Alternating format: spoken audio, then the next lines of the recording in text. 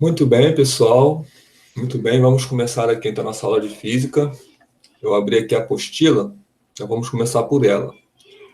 Então, nós não tivemos ainda no momento, tivemos uma aula assim de cinemática, uma breve revisão, e agora nós vamos estar vendo a segunda parte da aula 1, que é a velocidade galileana, ou velocidade em referenciais distintos do senso comum.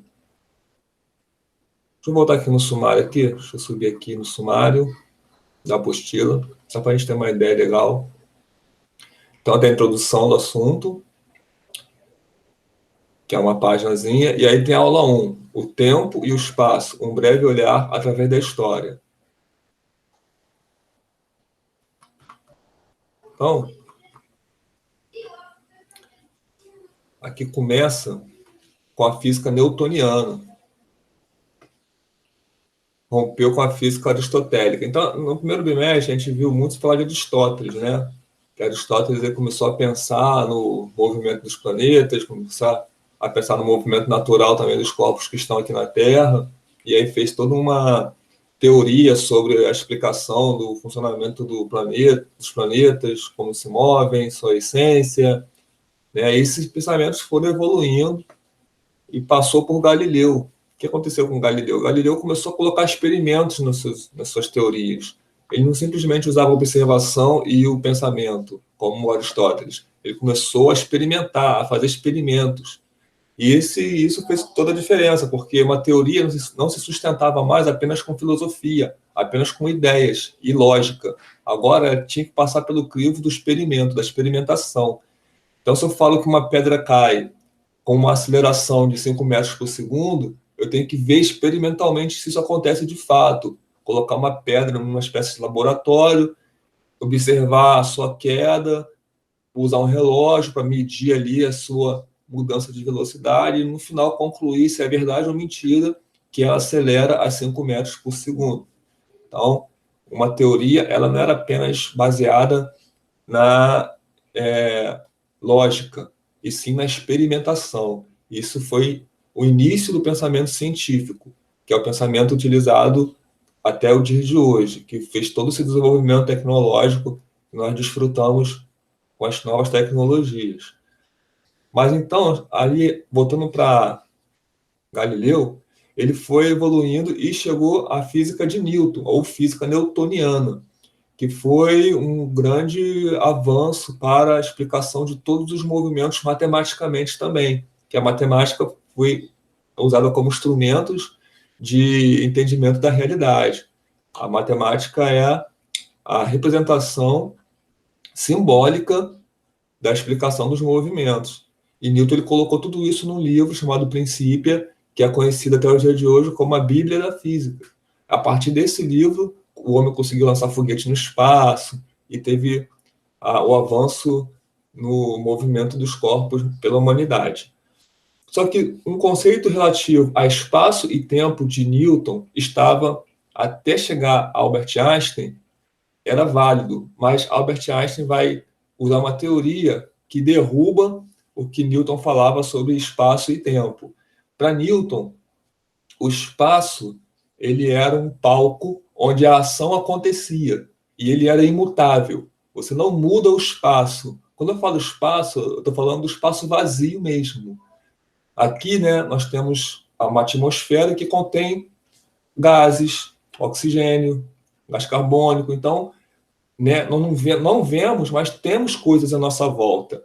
Quando eu falo espaço, eu estou retirando tudo, até essas moléculas de gás. Eu estou falando do vácuo, o espaço vazio, tá?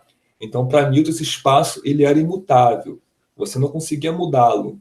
E, em contrapartida, o tempo também era algo que você concebia como algo que passa igualmente para todo mundo no mesmo ritmo. O relógio ele conta a passagem do tempo e esses relógios seriam algo universal, né? Nós temos a questão do fuso horário por causa da rotação da Terra, mas a passagem do tempo seria algo que seria comum a todos os habitantes da Terra ou do universo. Tá? Nós não teríamos uma contagem de tempo diferente para dois lugares diferentes. Essa era a ideia de Newton. Só que Albert Einstein ele vai derrubar essa teoria. Tudo é válido, tudo que Newton falou era válido, só que isso, nesse ponto, ele estaria errado. Albert Einstein vai nos falar que tanto o espaço quanto o tempo é relativo. Eles são algo que mudam sim. Você pode, por exemplo, torcer o espaço. Você pode comprimir e expandir o espaço. Você pode ter situações em que o tempo passa em ritmos diferentes, dependendo do lugar e da forma como os corpos se movem. Então, são ideias colocadas por Albert Einstein que contrariam o senso comum, contraria a nossa lógica, o nosso pensamento. E por isso foi muito combatido na sua época, foi muito questionado. E Albert Einstein, ele conseguiu, com o passar dos anos, mostrar que era real a sua teoria. E nós comprovamos isso até os dias de hoje. Vários experimentos científicos já comprovaram as ideias de Albert Einstein. A chave para entender essa mudança está na velocidade da luz. Quando os físicos estavam estudando eletromagnetismo, eles conseguiram medir a velocidade da luz. Aí, como que eles fizeram isso foi algo assim extraordinário. A luz é um fenômeno físico muito rápido. É a coisa mais rápida que existe, né? É o fenômeno físico mais rápido que existe. E para medir essa velocidade não foi fácil. Conta uma lenda que Galileu tentou medi-la uma vez. Ele pediu para um escravo dele levar uma lamparina para distante, para bem longe, para uma montanha bem longe dele, coberta por um pano escuro, aonde cobria a luz dessa lamparina. E esse escravo e Galileu estariam com os relógios sincronizados. Naquela época, a gente pode imaginar uma ampulheta, né? Aquele relógio de areia. Mas vamos seguindo com essa teoria, com essa lenda, né? Que é uma história que não foi comprovada, mas é muito legal para você entender a dificuldade de você medir uma coisa tão rápida. E a ideia de Galileu para chegar nesse resultado. Ele pediu que, ao terminar o relógio sincronizado de cair areia, eles estão a distâncias enormes, né? Um numa montanha, outro em outra montanha, ele iria revelar a luz da lanterna. E aí ele poderia medir essa defasagem entre a hora que acabou a areia do relógio, que era a hora que ele ia levantar o pano da lanterna, da lamparina, né? Na época, um lampião, vamos dizer assim, né? Algo que pegava fogo dentro de um vidro. E a hora que ele pôde enxergar a luz chegar aos seus olhos, que a gente só enxerga algo quando a luz bate nos nossos olhos.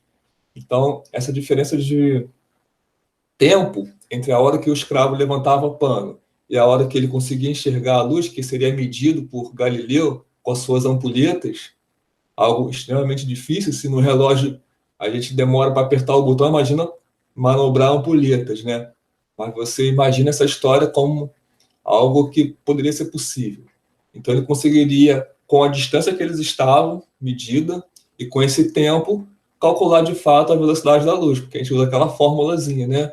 Distância dividida pelo tempo, você tem a velocidade da luz. É claro que isso falhou, não foi possível fazer isso, né?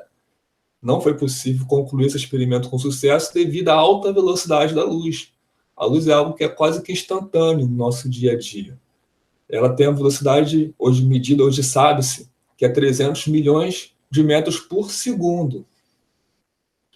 Então, por exemplo, a Terra tem um diâmetro, ou seja, daqui até o Japão, passando por dentro, pelo centro da Terra, tem aproximadamente 12 mil quilômetros, 12 milhões de metros.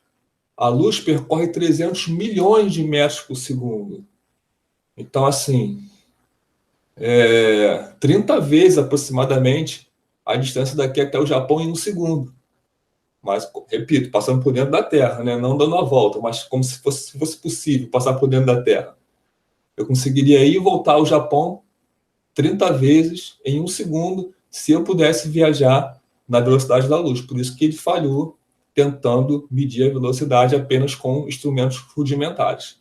No século XIX que conseguiu-se, de fato, medir essa velocidade usando instrumentos óticos, né? Espelhos, uma catracazinha que girava em alta velocidade, então ele tinha conhecimento de rotação, e essa catracazinha ela bloqueava, cada vez que ela passava em frente à luz, que era refletida por um espelho, ela bloqueava a luz. Então teve um mecanismo lá que eles inventaram que quando ela passava na frente da luz, ela tampava a luz, ela só ia atravessar aquele mecanismo de catracas dado uma rotação que conseguia medir aquela rotação do aparelho. Aí calculava em função da rotação quanto que a luz precisava estar para ultrapassar aquele buraquinho sem ser bloqueado pela rotação da catraca. Desse jeito, de forma bem rápida, assim, falando de forma bem simples, eles conseguiram medir a velocidade da luz em função do número de rotação que aquela catraca dava. Eles conseguiram calcular a velocidade da luz e chegou a esse número aí de 300 bilhões de metros por segundo aproximadamente. É um pouquinho menos, 299 milhões, tem vários números lá, mas a gente arredonda para 300 milhões de metros por segundo. Então, Newton já tinha esse dado com ele, já tinha esses valores. Na época de Galileu não existia essa velocidade medida. Albert Einstein já tinha, perdão, Newton não, Albert Einstein já tinha esse valor. E aí ele conseguiu, com o estudo de eletromagnetismo, concluir que a velocidade da luz ela não mudava, esse valor era absoluto, não mudava de acordo com a relatividade galileana que estamos estudando até agora. E usamos como exemplo o vagão do trem. Se o cara está no vagão do trem e ele está andando dentro desse vagão, sua velocidade é uma para quem está no vagão e a velocidade dele é outra para quem está de fora, porque quem está de fora vai somar a velocidade dele com a velocidade do trem. Já quem está dentro não está vendo o trem se mexer, vai só ver a velocidade dele em relação ao próprio trem. Tá? Então, foi isso que a gente viu até agora, com as histórias que eu botei, com o questionário, com essa aula aqui. E essa aula fala exatamente sobre isso. Como que a velocidade ela foi concebida para, inicialmente, Aristóteles e Newton, para depois chegar no tema da aula de hoje, que é a velocidade para Albert Einstein, que vai mudar. É só um trechinho do texto mesmo, por isso que eu coloquei um outro material lá na atividade da plataforma. Então eu vou mudar aqui a tela e eu vou ir para a plataforma com vocês agora.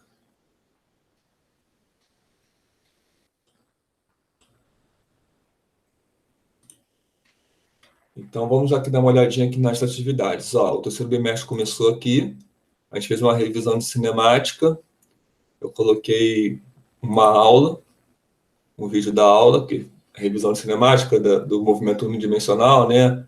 Fórmula de velocidade média, contagem da velocidade, teve um questionáriozinho.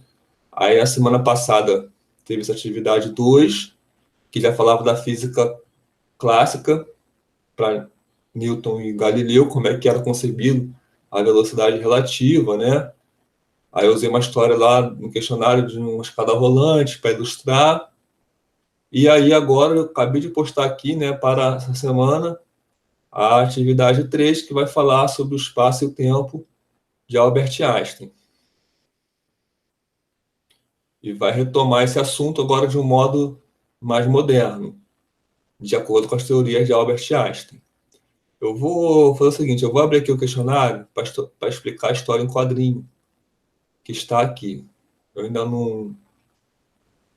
Provavelmente ninguém respondeu ainda, eu vou só simular aqui uma resposta, tá? Não vou fazer ainda não. Então, repara o seguinte, tem aqui uma história em quadrinhos e aqui embaixo vem as opções para você marcar em função da história em quadrinho. Vamos dar uma olhadinha na história em quadrinho? Eu vou aumentar aqui. Vamos dar uma lidinha aqui juntos, Então, como que funciona aqui o contexto? Tem o professor escrevendo no quadro e fala sobre esse tema que eu estou falando com vocês. O tema é relatividade restrita, porque ela é restrita para um caso. Que caso? Quando tem dois referenciais inerciais. O que é um referencial inercial? No segundo bimestre, falamos sobre a primeira lei de Newton, que fala sobre a inércia. um corpo está em repouso ou em movimento retilíneo uniforme se a força resultante que atua sobre ele for zero. Que significa que se eu estou em repouso ou estou com a mesma velocidade em linha reta, então posso considerar o que vai vir a seguir, porque os referenciais estarão inerciais. Eu não posso estar nem acelerando nem freando.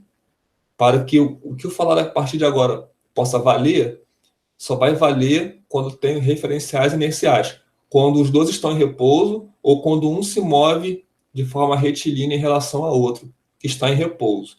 Quando os dois estão em repouso, então eu não tenho referenciais inerciais distintos. Eu tenho referenciais distintos, mas eu posso resumir em um único referencial. Mas eu tenho um em repouso e um que se move com velocidade retilínea uniforme, então eu tenho referenciais inerciais que valem para essa teoria que eu estou falando aqui agora. No quadro, o professor está desenhando um carrinho que está correndo com uma velocidade v, simbolizada ali, né, pela letra V, e ele está com um farol ligado, emitindo uma luz para a pista. E essa luz tem uma velocidade que simbolizamos de c. Tá? Então, nós temos aqui um esquema. E o Albert Einstein está sentado no seu banquinho, em terra firme, olhando essa cena e pensando sobre a velocidade da luz que o carro está emitindo, que é o mesmo c que estaria sendo projetada pelo cara lá no carrinho. O que ele quer dizer com essa ilustração?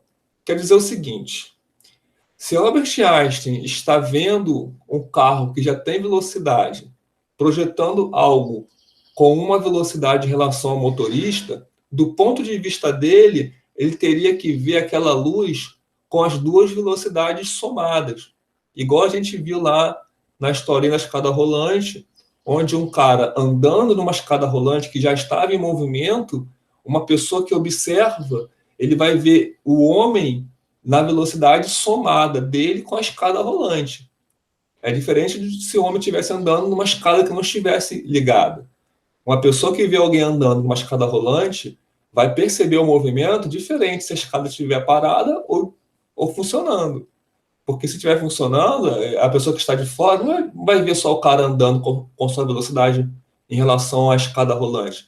Vai ver em relação à pessoa que está de fora. Então vai ver uma soma de velocidade. Se ele fosse descer a escada, seria uma subtração de velocidade, que aí seriam velocidades opostas. Mas, de qualquer forma, quem está de fora sempre vai ver um objeto que está em outro referencial inercial, em movimento, somadas as velocidades. E não como na ilustração, onde Albert Einstein olha para a luz e vê ela apenas com a sua velocidade no movimento, não considera a velocidade do carro. Então, essa é a ideia da ilustração. E aqui do lado, no quadro que o professor escreve, tem as informações que são os dois postulados que em 1905 Albert Einstein postulou em sua teoria, que é, primeiro, a velocidade da luz é a mesma para todos os referenciais iniciais, ou seja, ela não vai mudar se eu mudar meu referencial, como isso acontece no nosso cotidiano, no dia a dia. Nós sempre observamos que, com esse exemplo da escada, a velocidade ela vai se somar ou subtrair, mas no caso da luz, isso não acontece. A luz sempre vai ter aquela velocidade lá, que é 300.000 quilômetros por segundo, independente do referencial. Isso já é um contraponto com as ideias de Galileu, que a gente viu, que nós vemos no dia a dia. E o segundo postulado é que as leis da física são válidas em todos os referenciais. Isso significa que qualquer experimento que eu faça em referenciais distintos, eles devem ter fisicamente os mesmos resultados.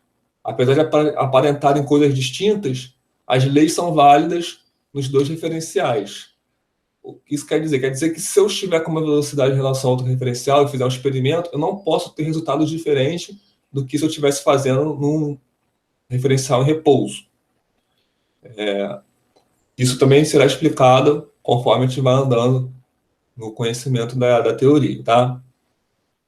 Tipo assim, uma pessoa que está jogando sinuca no trem, que está em movimento retilíneo uniforme, ela não deve se preocupar com o movimento do trem para calcular as suas jogadas. Vai acontecer exatamente o que ia acontecer se tivesse repouso. Isso seria numa cena ideal. É claro que o trem em movimento não vai estar sempre no referencial inercial, uma velocidade constante. Sempre vai haver balanço do trem, então essa velocidade, no caso das bolas ali da mesa de sinuca, ela vai interferir no jogo, mas se tivesse suave, né, retinho, sem nenhuma trepidação, sem curva, o cara que joga sinuca num trem não precisa se preocupar com o movimento do trem.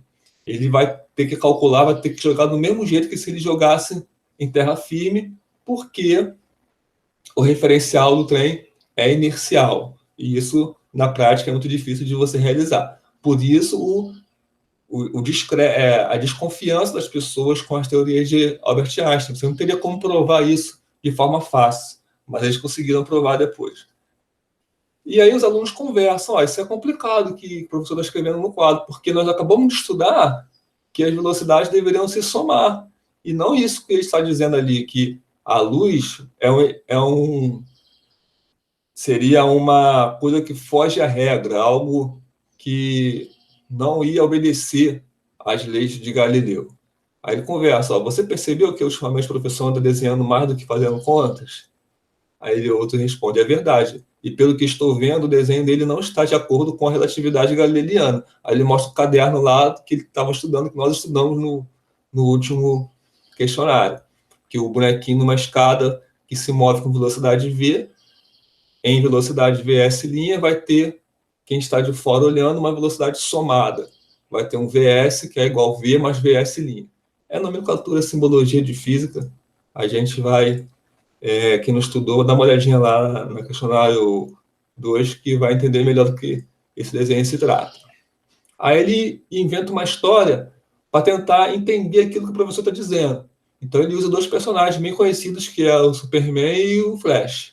Aí ele fala para o colega dele, imagine, por exemplo, que o Flash faz uma aposta com o Super-Homem e ele diz que é mais rápido que a luz. O Flash diz que é mais rápido que a luz. Flash, então, se prepara para correr enquanto o Super-Homem aponta uma lanterna. No momento que o Super-Homem acende a luz, Flash inicia a corrida. Ele está apostando corrida com a luz. No HQ, né, na história em quadrinho, Flash é muito mais rápido que a luz. Entretanto, a física prova que a luz tem a maior velocidade do universo. Aí eu coloquei um videozinho também nessa atividade explicando por que a luz tem a maior velocidade do universo. Depois você dá uma olhadinha lá, tá? Aí ele continua a sua história, continua seu pensamento, seu exercício mental para tentar entender aquilo ali. Supõe, então, que o Flash, no caso, consegue correr 250 mil quilômetros por segundo, tá? Porque quem acompanha a história em quadrinhos já viu que o Flash ultrapassa a velocidade da luz, mas como estamos pensando de forma científica, vamos supor que ele não ultrapasse essa velocidade, para não violar uma lei da física. Vamos reduzir a sua velocidade para 250 km por segundo, 250 mil km por segundo, que seria 50 mil km por segundo a menos que os 300 mil km por segundo da velocidade da luz. Ou seja, ele corre menos que a luz, para não violar uma lei da física. Aí, continuando aqui a história em quadrinho, o Super-Homem dirá que viu a luz se afastar do Flash a 50 km por segundo, que é a diferença entre as duas velocidades, né? Claro, se você está correndo e tem algo correndo um pouquinho na sua frente, aquilo vai se afastar, se aquilo estiver com uma velocidade maior. Se tiver com a mesma velocidade, vai manter a distância entre os dois, mas se um tiver com mais velocidade que o outro, vai se afastar. Mas não vai se afastar com a mesma velocidade como se um tivesse parado e outro correndo. Vai se afastar fazendo a diferença de velocidades. Afinal de contas, o outro também está correndo atrás dele. Mas vai se afastar. Então é isso que ele pensou. O Super-Homem ia ver. E o Flash, de acordo com a teoria antiga, teria que ter essa mesma sensação. Mas não. O Flash, no entanto, independente de sua velocidade, que era muito alta, ele verá o raio de luz se afastando a 300 mil quilômetros por segundo. Ou seja, como se o Flash estivesse parado e a luz indo na frente dele, ele só observando. Por quê? Porque ela não muda independente do referencial inercial. Então foi um exercício mental que eles fizeram para tentar entender isso aí. Isso aconteceria. Aí ele explica para o colega depois, né? Pensar sobre a física dos super-heróis é uma forma divertida de explorar, e tá, e acaba a história. Então, gente, depois leia com calma isso em casa e tenta entender essa relação entre a velocidade da luz e o referencial inercial, em relação a quem está parado e em relação a quem está se movendo. Para ela, isso não muda. Tanto faz para o super-homem ou para o Flash. Os dois iam ver a luz a 300 mil quilômetros por segundo. O super-homem por estar parado e o Flash, que teoricamente veria essa velocidade menor por estar correndo, também veria a 300 mil quilômetros por segundo. Esse é o início da compreensão desse tema. É a partir daqui que vamos depois fazer alguns exercícios para dar um passo adiante. Vamos com muita calma, porque esse terreno é bem arenoso, nós não podemos ir com muita sede ao pote, senão a gente se confunde muito, porque já são coisas muito complicadas de você entender de primeira. Aí tem umas perguntinhas que eu deixei aqui, né? Vocês vão poder tirar suas dúvidas no espaço de perguntas, de dúvidas, que eu sempre me ponho à disposição para responder. Tá? Tem umas questões aí que vocês vão responder em função da história que vocês estão vendo aí. E no caso aqui, para interagir, só tem o João Vitor, porque eu estou com os alunos da escola na sala de informática, eles não podem interagir comigo, mas João Vitor, você está me ouvindo aí? Você consegue responder alguma coisa aí? Se eu perguntar?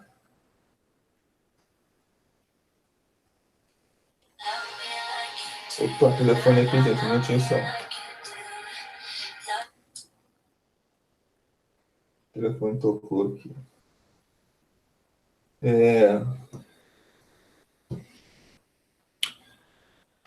Então, eu estava esperando uma aula com as pessoas interagindo comigo, por isso que eu estou aqui meio perdidão.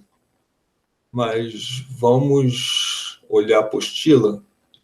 Eu vou tentar esclarecer mais sobre o tema da aula.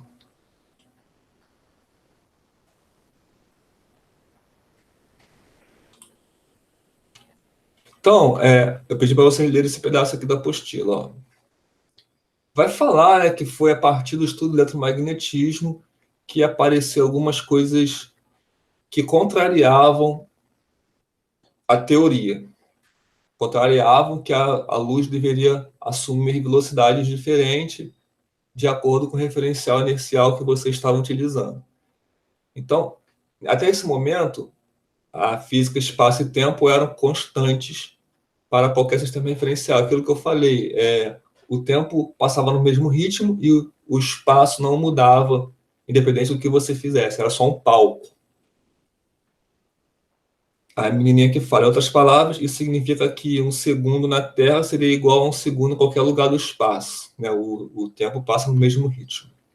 Só que Einstein ele concluiu que não, que esses conceitos eles funcionavam em função de uma coisa absoluta, que era a velocidade da luz, que é 300 mil quilômetros por segundo, ou 300 milhões de metros por segundo, porque cada 1 quilômetro tem 1.000 metros, né? Aí eles se confundem também, né? Da mesma forma que os estudantes da história em quadrinhos se confundiram com essa nova informação, eles também se confundem aqui na apostila, né? Um fala assim, ih, complicou. Vamos assistir a um vídeo animado para que possa compreender melhor o que foi dito. Aí tem um vídeo que vocês podem acessar lá no YouTube, eu não vou passar aqui porque nosso tempo é curto, né? Depois vocês podem assistir. Vai ter lá uma animação que é parecido com o que eu fiz aqui na história em quadrinho, né? Na história em quadrinho é a mesma ideia do que vai aparecer aqui, vai ter um vagão de trem também que vai aparecer aqui, uma outra abordagem, mas do mesmo tema. Tá? Nave espacial, que é a nave espacial que estão usando, que tem uma velocidade maior. Ao invés do Flash, usar uma nave espacial para você poder ter uma velocidade alta. E movimento de uma bolinha dentro de uma nave. Então, esse movimento, se você estiver na nave, é só de subida e descida da bolinha, mas se você estiver de fora, a bolinha vai fazer essa trajetória, né? Seria uma parábola, na verdade, né? Aqui está reta. Não, seria reta de fato, seria reta. Parábola é quando está usando a lei da gravidade que acelera as coisas, mas ali não. Ali é só no espaço, não tem gravidade, então seria uma trajetória reta. Então, assim, você fazer um experimento físico em referenciais distintos, você vai observar a trajetória da borracha diferente, mas o resultado físico dela, que é a hora que ela bate no solo, a hora que ela bate lá em cima, seria igual para os dois referenciais. É isso que fala o segundo postulado da lei de Newton. E isso teria que ter uma razão entre espaço e tempo. Para que a velocidade fosse constante, o espaço e o tempo deveriam se moldar a essa coisa da velocidade ser constante. Mas esse é assunto para outra aula. Eu vou deixar as consequências disso para a próxima aula, né? Que é a dilatação do tempo e a contração do espaço. Eu não vou esgotar o assunto dessa segunda sessão que no caso aqui, né, está na aula 2. A sessão 2.2 da aula 2 é só uma introdução a como que esses conceitos eles estariam modificando a compreensão do espaço e tempo. Tá? Aqui eles se enganaram, né? Porque aqui é aula 1 ainda, 2.2. Aí eles já pularam aqui para a aula 3, né?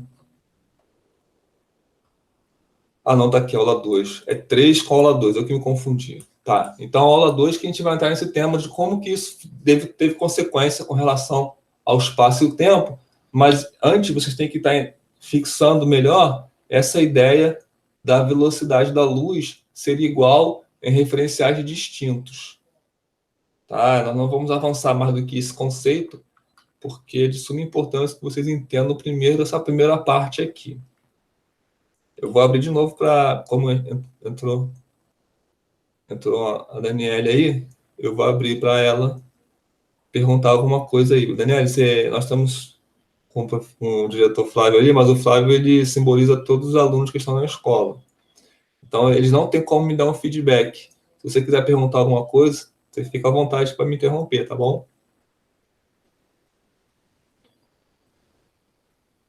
Eu vou parar aqui a apostila. Eu vou aproveitar que vocês estão aí, então, e eu vou exibir aqui o vídeo sugerido da aula. Primeiro eu vou abrir o vídeo, depois eu vou compartilhar a tela.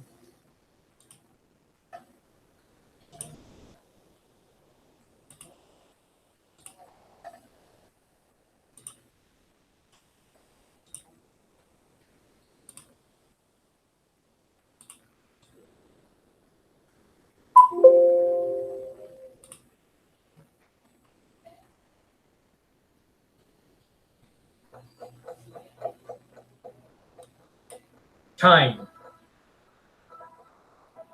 Tá em inglês. You can't see it. You can't hear it. You can't wait. But we experience it every moment. Gente, eu vou parar aqui, porque tá em inglês, né? É a segunda vez que eu me deparo com essa apostila, com vídeos em inglês. Eu não entendo por que eles fizeram isso lá na Seduc, em colocar vídeos em inglês, se vocês são brasileiros e têm que estudar a matéria em português, né? Eu entendo que é importante saber inglês, mas não é a aula de inglês agora, então já está difícil a matéria se eu ficar colocando vídeo em inglês. Eu vou fazer o seguinte, eu vou colocar então o vídeo que eu sugeri para vocês, daqui a pouco eu vou estar também lá na atividade, tá? E aí eu vou estar fazendo minhas considerações sobre o vídeo.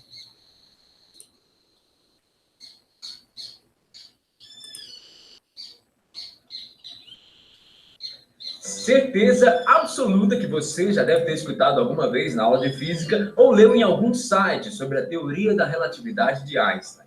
Então, sabe que nenhum objeto é capaz de ultrapassar a velocidade da luz, o equivalente a 1 bilhão e 800 milhões de quilômetros por hora. Mas será mesmo? De acordo com a teoria da relatividade, quanto mais um corpo se aproxima da velocidade da luz, mais energia é necessária para que ele continue ganhando velocidade. Ou seja, essa energia teria que ser infinita. Isso é algo impossível de existir aos olhos da física moderna. Só que em 2011 aconteceu algo surpreendente no CERN, sigla da Organização Europeia para a Pesquisa Nuclear. Cientistas mediram a velocidade de uma partícula subatômica chamada neutrino. E a conclusão que eles chegaram é praticamente impossível de acreditar. Vários físicos apontam que essa partícula pode abalar os pilares da física construídos por Einstein. E então, será que, enfim, é possível ultrapassar a velocidade da luz? Eu sou Guilherme Marques e esse é o Fatos Responde.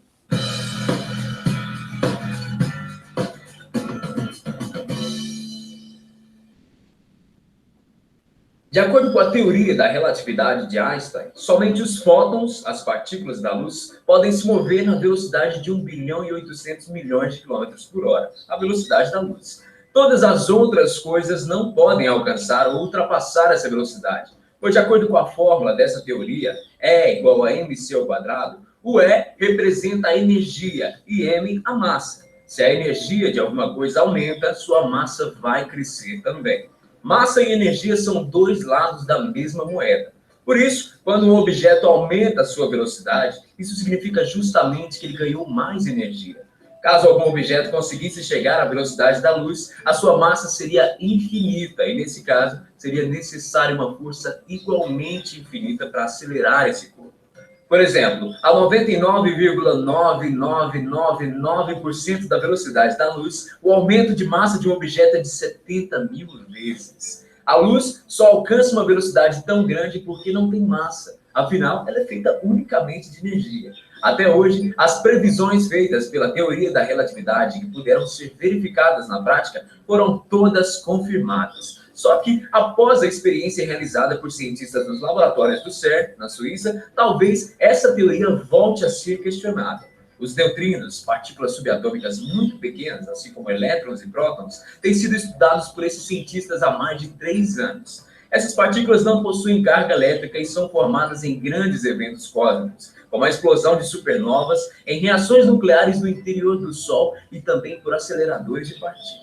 O que deixou os cientistas de boca aberta foi a velocidade alcançada pelos neutrinos. Eles viajam perto da velocidade da luz e conseguem atravessar a matéria praticamente sem interagir com ela. Segundo os pesquisadores, os neutrinos chegaram a viajar 60 bilionésimos de segundo antes da luz. Para não ter risco de erros, a equipe mediu 16.000 vezes essa velocidade. Só que agora, mais pesquisas são realizadas e outros cientistas vão tentar reproduzir o experimento para comparar as medidas. Pois se esse dado estiver realmente correto, o experimento marcará a maior descoberta científica das últimas décadas. Apesar de muitos acreditarem nessa descoberta, outros continuam completamente céticos, como o físico brasileiro Ernesto Kemp. Ele acredita que existe uma grande possibilidade de erros nessa velocidade dos neutrinos, mas apesar disso também está ansioso para saber dos próximos resultados, pois conhece bem o trabalho do laboratório que realizou a experiência. E as consequências dessa descoberta serão ainda maiores do que a própria descoberta. Será possível provar o que só a ficção científica nos apresenta. Os físicos que estão acompanhando essa experiência afirmam que, caso seja confirmada a existência de partículas mais rápidas do que a luz, estaremos mais próximos de realizar a primeira viagem no tempo. E esse foi o nosso vídeo de hoje. Um grande abraço para você. Até o próximo Fatos Responde. Tchau! Então, gente, esse assunto do vídeo é um passo à frente do tema que estamos estudando hoje. Ele serve mais como motivacional mesmo. Nós não vamos nem falar sobre a fórmula de Albert Einstein que relaciona a energia com a matéria que foi mencionado no vídeo, que é uma fórmula bem conhecida que aparece muito em filmes, em desenhos animados, que é E igual a mc ao quadrado. O C ali é o símbolo da velocidade da luz e ao quadrado é algo muito grande, já que a velocidade da luz já é um número muito elevado. Você multiplica por ele mesmo, então, gigante. Esse é o fator de proporcionalidade entre energia e massa. E igual a mc ao quadrado significa que se você multiplicar a massa por esse número da luz ao quadrado, você vai ter o valor dela em energia. Tá? Então, esse tema não vou entrar, esse assunto não vai entrar agora, mais para frente talvez a gente fale sobre ele. Mas serve como uma motivação para você seguir em frente com o estudo da teoria de Albert Einstein, porque para você entender esse vídeo, você terá que saber mais claramente o que significa a teoria da relatividade. Ele explica ali de maneira resumida, mas nós queremos aprofundar um pouco mais. Nós queremos chegar nos valores matemáticos, calcular esses valores. A princípio, o número que vocês têm é esse, 300 milhões de metros por segundo. Ele falou um valor diferente lá, só que ele falou quilômetros por hora. A gente vai usar em metros por segundo, que é mais fácil de decorar, e porque metro por segundo é o padrão da física, é o padrão dos valores da velocidade. A gente usa comprimentos em metros e tempo em segundos, logo a velocidade é uma grandeza derivada dessas, fica metro por segundo. Então, resumindo aqui a história de hoje, nós vamos ter que sair daqui apenas com essa concepção. A velocidade da luz, ela não muda se eu mudar meu referencial inercial. É diferente dos exemplos anteriores. Repito, vamos supor que eu estou num trem, tá? Dentro do trem eu caminho de um vagão para o outro, então eu vou na direção que o trem está se mexendo. Quem está no trem vê esse movimento com uma velocidade, vamos supor, 1 metro por segundo, vamos supor. Eu avanço 1 metro cada segundo que passa. Então, a velocidade, para quem está dentro do trem, é 1 metro por segundo.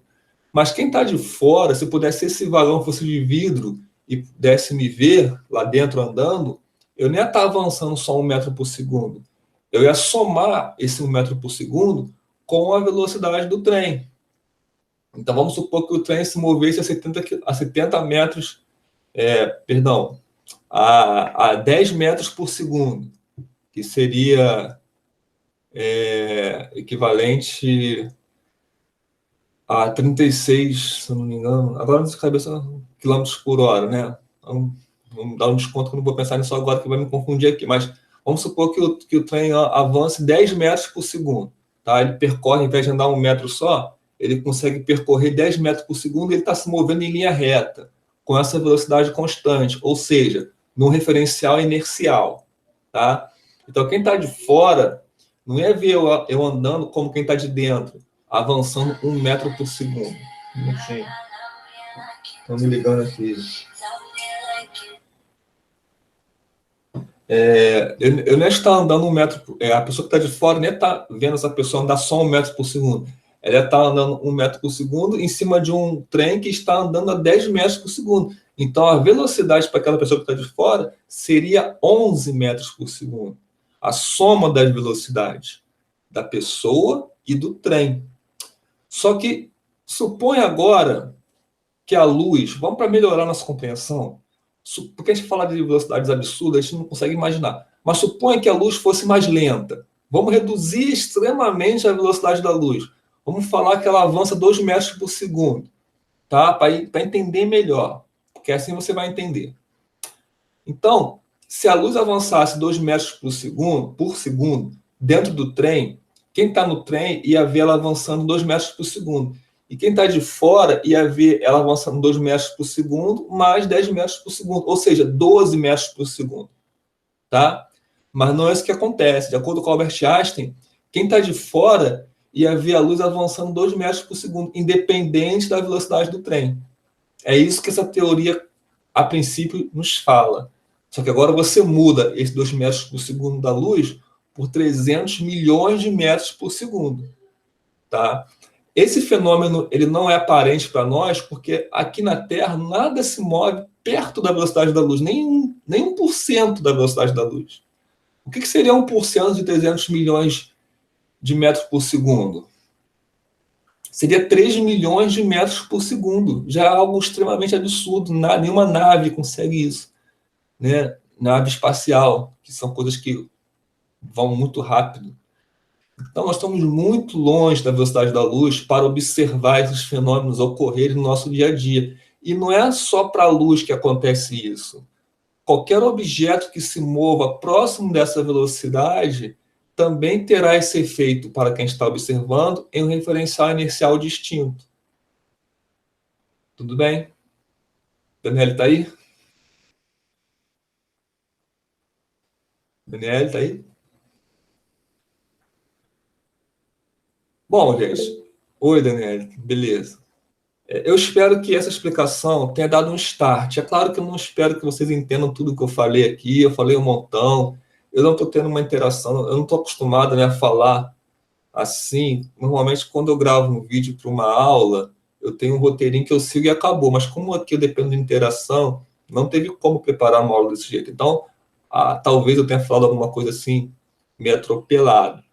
Mas eu espero que com o material que eu coloquei na plataforma, com o vídeo que você tem acesso na apostila, claro que está em inglês, mas dá para entender um pouquinho o vídeo, mesmo estando em inglês, depois do que eu expliquei aquilo que eu explanei, apenas vendo as animações, dá para você ter uma ideia do que o vídeo fala.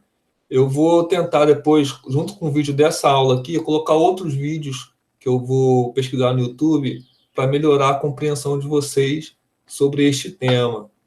E eu quero encorajar vocês que estão aí no laboratório de informática a logarem, né, se for possível.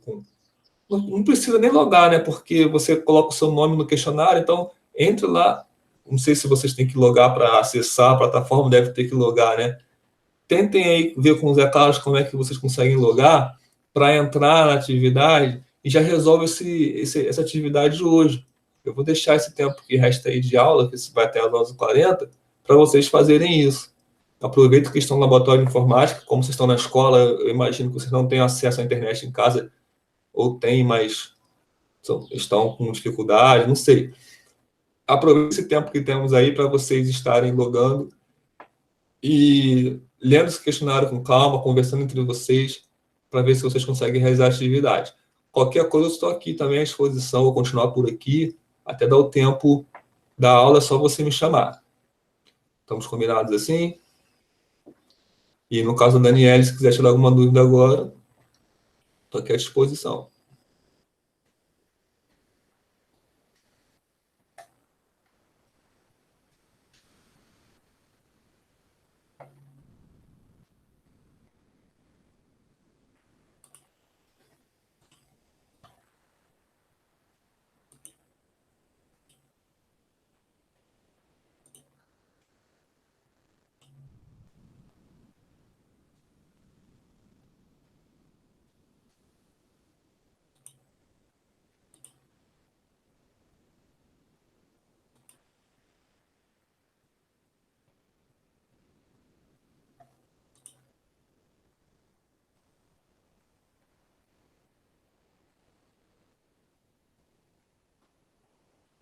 Como eu não tenho feedback de vocês, eu poderia aproveitar esse tempo também para falar sobre a atividade 2.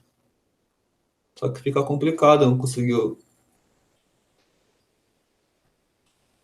Atividade 2 aqui já fala da física galileana, ou seja, antes de Albert Einstein. Toda essa teoria que eu coloquei aqui para vocês sobre a atividade restrita. No caso aqui, a história é outra, né? Nós temos o questionário aqui, ó. Também vou simular uma resposta aqui só para poder ter acesso aqui às questões. E aqui temos aqui o referencial inicial, no caso,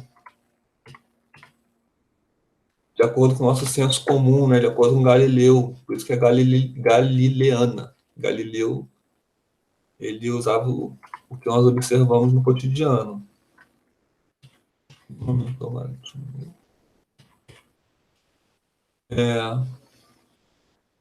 Como se com o computador aí, dá para enxergar, né? Então, aqui tem um homem, um estudante, né? Ele chega lá numa escada rolante. Então, tem a escada que não é rolante, tem a escada rolante. E aqui está dizendo que o movimento é relativo, né? Alguém falando que o movimento é relativo e mostrando essa cena. Isso significa que a velocidade de um corpo depende do referencial. Aí ele está entrando na escada rolante aí no segundo quadrinho. Aí no terceiro quadrinho já está na escada rolante, só que ele está em repouso na escada rolante. Uma pessoa em pé numa escada rolante, por exemplo, está parada em relação à escada. Então, mostra no quarto quadrinho ele parado, só que ele está parado em relação à escada. Ele não está parado em relação a quem está, por exemplo, no chão, que é na escada ao lado, né? Aí no quinto quadrinho fala, está em movimento em relação ao chão. Então, mostra a moça tendo que andar numa escada rolante do lado dele, e ele paradinho lá, só que também se movimentando em relação ao chão, mas não em relação à escada rolante. Tá? Esse é o detalhe. Aí a gente estava falando, esse professor aqui, aparece ele falando agora com um balãozinho. Ó. Nesse caso, chão e escada são referenciais relativamente em movimento. Né? A velocidade da pessoa, perdão, assume valores distintos para cada referencial. Então, aqui no quadro está simbolizado a velocidade da escada, que é o v, sem índice, né? Só o v, com uma setinha em cima, porque é um vetor, né? Velocidade é módulo, direção e sentido, né? Tem as três coisas, por isso que é um vetor. Velocidade da pessoa na escada será o v com índice S', esse negócio aqui é linha, né? É VS', que a gente fala, VS'. Tá? Esse é o símbolo para a velocidade da pessoa na escada, ou seja, em relação à escada. Tá? A velocidade da pessoa em relação à escada é uma, em relação a quem está de fora é outra. Em relação a quem está de fora, que é a terceira simbologia aí, é uma fórmula, é o VS. Então, o VS vai ser o VS', que é a velocidade em relação a um referencial que está em movimento, mais o V, que é a velocidade do referencial que está em movimento. Esse V seria a velocidade da escada rolante em relação ao chão, em relação a quem está de fora olhando. E aqui está a ilustração da escadinha com a velocidade V. E a pessoa parada. No caso aqui, sexto quadrinho, não, sétimo, né? 4, 5, 6, 7. No sétimo quadrinho, o cara que está na escada rolante já começa a andar, tá? Porque a história está atrasada para a aula, né? É a continuação do último quadrinho. Então ele já começa a andar na escada rolante, então aparece aqui uma velocidade VS', que foi o que estava simbolizado antes, é a velocidade dele em relação à escada rolante. E na escada rolante já tem uma velocidade V. Pelo tamanho dos vetores, ele está andando mais rápido que a escada estaria avançando para frente. E a moça que está ao lado, olhando aquilo, tem uma conta na cabeça dela. Ó. A velocidade que ela observa, que é o VS, é a junção das duas velocidades. É você somar aqueles vetores. É a soma de velocidade. Quando você soma vetores, você faz esse arranjo aqui. Você coloca um na frente do outro. O que liga a origem do primeiro com a extremidade do segundo vai ser o vetor resultante. Vai ser como ela percebe aquela velocidade, como soma de velocidades.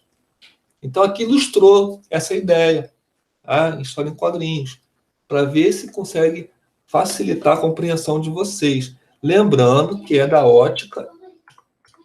pela ótica de Galileu, não a de Albert Einstein. Essa é a atividade 2. Aí tem algumas perguntas aqui para ver se você compreendeu a simbologia da história. E tem algumas perguntas aqui para ver se você consegue calcular as velocidades que foram colocadas de forma relativa. Então é esse aí o assunto da atividade 2. E a atividade 1 foi aquela introdução, aquela revisão de cinemática, que na verdade ficou uma introdução, porque a cinemática que vocês deveriam ter visto no primeiro bimestre de forma matematizada, ela foi apresentada de forma histórica, como eu tinha adiantado na última aula. A atividade 1 aqui também tem a nossa história em quadrinho. Também vou simular aqui uma resposta, só para mostrar. Como já passou um tempinho, já posso falar um pouquinho mais sobre essa aqui, sobre as respostas, né? Ó. Então, é o mesmo personagem lá atrás, andando para chegar na escola. Aí, no primeiro quadrinho, aparece ele andando e um close no telefone que está na mão dele. O telefone mostra uma hora lá, ó, 7 horas, 48 minutos e 1 segundo. E o quadrinho de alguém narrando. No caso, ele pensando, né? A aula começou 7h30. O portão, no próximo quadrinho, o portão fecha 7h50. Aí só vou poder entrar no segundo tempo de aula. Quem nunca passou por isso, né? Antes da pandemia. De ter que chegar porque o portão só abre. A não ser algum claríssimo, o portão maior não fica fechado, mas depois para entrar na sala de aula você tem que esperar bater o sinal do tempo para não ficar bagunçado o negócio, né? Então, quem nunca passou por isso, é uma ilustração sobre uma situação corriqueira do cotidiano. E, de novo, aqui no terceiro quadrinho, mostra um close do relógio dele, marcando a passagem do tempo, né? No primeiro estava com 1 segundo, e no terceiro quadrinho já mostra 7 segundos. Passou. Aí depois vai perguntar quanto tempo passou, né? Do primeiro para o terceiro quadrinho, lá nas perguntas do questionário. Tá? Então, isso é uma forma, gente, que eu estou tentando de trazer para vocês a compreensão desse tema de forma mais lúdica. Esses quadrinhos foi eu que fiz. Eu desenhei esse quadrinho em 2019 e a partir de lá eu tenho sempre utilizado com os alunos para estudar esse tema, porque realmente é algo desafiador. Tanto que Albert Einstein teve muita dificuldade de comprovar na comunidade científica aquilo que ele estava falando. E aí, hoje em dia já foi comprovado, mas a princípio, quando eles se depararam com esse conceito a primeira vez, eles ficaram muito céticos com a veracidade de tudo que estamos falando aqui. E não é de estranhar que vocês também fiquem, né? E não é algo que você ouve na rua, ouve no dia a dia. Tá, então, passou um tempo aqui, ele está preocupado em chegar atrasado no portão, ele tem que chegar no portão 7h50 no máximo, já são 7h48. Então, e aí no quarto quadrinho, né? Já dá um close no telefone. Isso aqui é bom você pegar o telefone, se você estiver, né? O smartphone. Eu consigo aumentar aqui, mas o máximo que eu consigo é isso aqui. Você dá um zoom, né? Você vê melhor. Aí aqui no quarto quadrinho, ele mostra o WhatsApp, uma espécie de WhatsApp, né?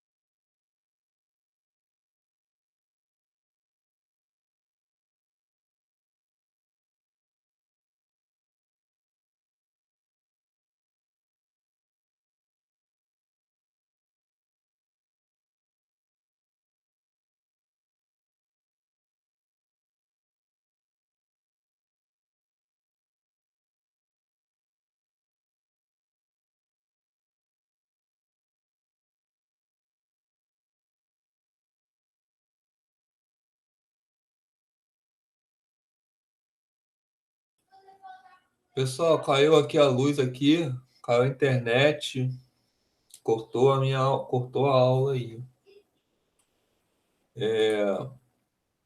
Tô vendo que a Ana Carolina chegou, já são 11h22, agora deu uma parada, aproveitar aí para encerrar, tá?